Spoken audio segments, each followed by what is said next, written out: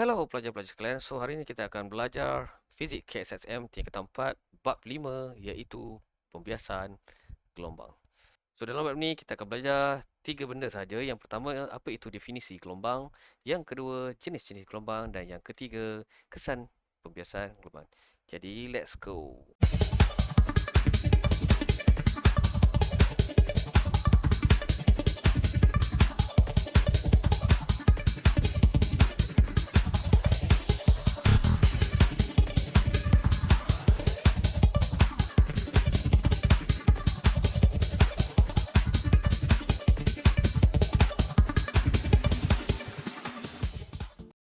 Okey, kita terus kepada bahagian pertama iaitu definisi pembiasan gelombang.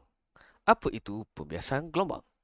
Okey, pembiasan gelombang adalah satu fenomena gelombang yang mana arah perubahan gelombang berubah disebabkan oleh perubahan hal laju gelombang apabila gelombang merambat dari satu medium ke medium yang lain. Okey, jadi ada beberapa poin yang perlu di-highlightkan di sini. Yang pertama sekali adalah satu fenomena gelombang. Yang kedua, arah perubahan gelombang berubah. Yang ketiga, disebabkan oleh perubahan hal laju gelombang. Dan yang keempat, apabila gelombang merambat dari satu medium ke medium yang lain. Okey ya. 4 poin sahaja yang perlu diingat tentang pembiasan gelombang. Yang pertama, fenomena gelombang. Yang kedua, arah perubahan gelombang. Yang ketiga, hal laju gelombang berubah. Dan yang keempat, gelombang merambat dari satu medium ke medium yang lain. Okey. Jadi kita terus kepada bahagian yang seterusnya iaitu jenis-jenis gelombang. Okey. Terdapat tiga jenis gelombang. Yang pertama adalah gelombang air yang mana melibatkan kedalaman dan kecetakan air. Yang kedua, udara yang mana melibatkan bunyi dan ketempatan udara. Yang ketiga, cahaya yang mana melibatkan perambatan cahaya dari medium yang berbeza. Okey, saya wakilkan situasi perambatan gelombang seperti mana gambar rajah di atas, iaitu medium pertama dan medium kedua. Okey, apabila sesuatu gelombang merambat daripada medium pertama ke medium kedua, akan ada satu garis yang dipanggil garis normal. Garis normal ini adalah garis yang bertentangan daripada permukaan medium. Okey, garis normal ialah garis yang bertentangan dengan permukaan medium. Okey, andaikan gelombang melalui medium pertama merambat ke medium kedua, maka daripada situ akan terhasilnya satu sudut yang dipanggil sudut tuju. Okey, sudut tuju ni adalah sudut di antara garis normal dengan garis tuju. Okey, sekali lagi saya ingatkan, sudut tuju ialah sudut yang berada di antara garis tuju gelombang dengan garis normal. Okey, apabila gelombang tersebut merambat masuk ke medium kedua, akan terhasilnya satu sudut yang dipanggil sudut bias. Okey, sudut bias ni adalah sudut yang berada di antara garis normal dengan garis bias. Okey, saya ingatkan sekali lagi, sudut bias adalah sudut yang berada di antara garis normal dengan garis bias. Gambar rajah gelombang di atas ini sebenarnya boleh mewakili gelombang air yang mana kita wakilkan medium pertama ni sebagai kawasan dalam dan medium kedua adalah kawasan cetek. Sebagai contoh, situasi ombak yang mana gelombang air daripada laut ke persisiran pantai. Okey, gambar rajah di atas juga boleh mewakili udara yang mana mewakili pergerakan udara daripada kawasan udara panas kepada kawasan udara sejuk. Okey, gambar rajah di atas juga boleh mewakili gelombang cahaya yang mana kita boleh wakilkan situasi yang mana pergerakan cahaya daripada kawasan kurang tumpat kepada kawasan yang lebih tumpat. Okey.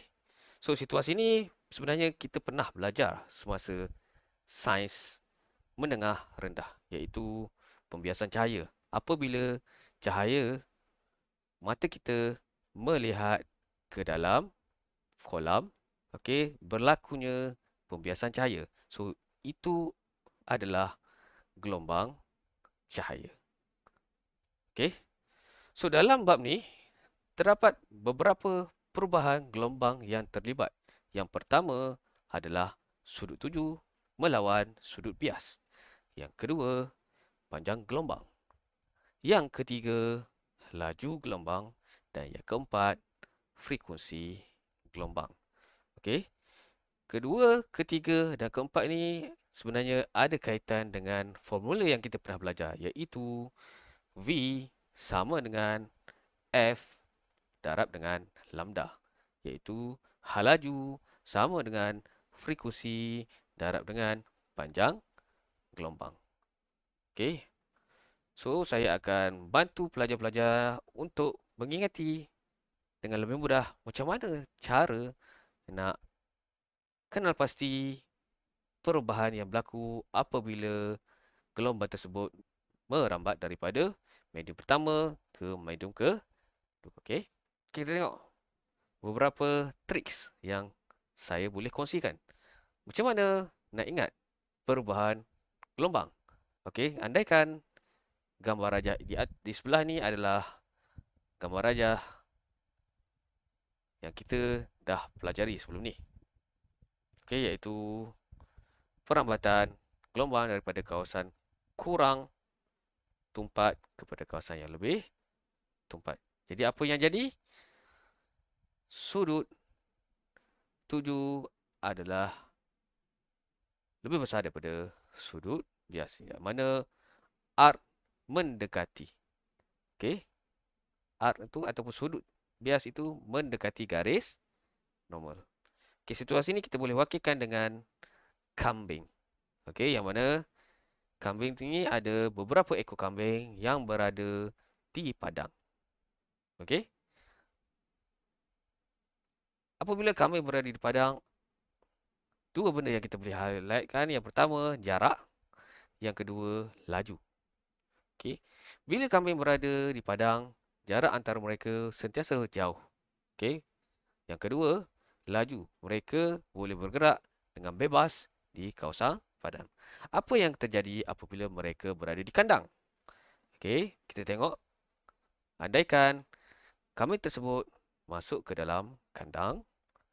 Okey, kesemua kambing tersebut berada berdekatan antara satu sama lain. Jadi situasi ini kita boleh kaitkan dengan fizik, teori gelombang ini, yang mana yang pertama, jarak antara kambing mendekati. Yang kedua, pergerakan. Bila mereka berada di dalam kandang, pergerakan mereka lebih perlahan. Okey. Jadi apa yang kita boleh highlight kat sini? Yang pertama, jarak. Yang kedua, pergerakan. Dalam konsep pembiasan, yang kita boleh wakilkan adalah sudut tuju versus melawan sudut bias. Yang mana bila daripada kurang tumpat kepada kawasan yang lebih tumpat, okey, sudut tuju akan dengan sudut bias akan mendekati. Okey, sudut bias akan mendekati garis normal. Yang kedua, panjang gelombang dan laju gelombang. Okey, kalau perasan panjang gelombang apabila melalui kawasan yang lebih mampat adalah semakin kecil, jadi semakin dekat. Okey. Jadi kita boleh kaitkan juga dengan kambing, yang mana kambing yang berada di dalam kandang berada semakin dekat antara satu sama lain bila berada di dalam kandang. Sama juga dengan laju, kita boleh kaitkan dengan laju gelombang, yang mana bila berada di dalam kandang, laju-laju kambing tersebut perlahan semakin berkurang.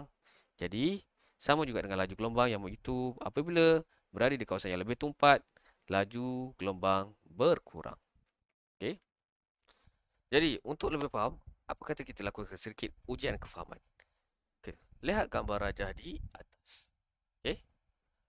Gambar rajah di atas menunjukkan arah perambatan gelombang air yang mana dari kawasan dalam ke kawasan cetek.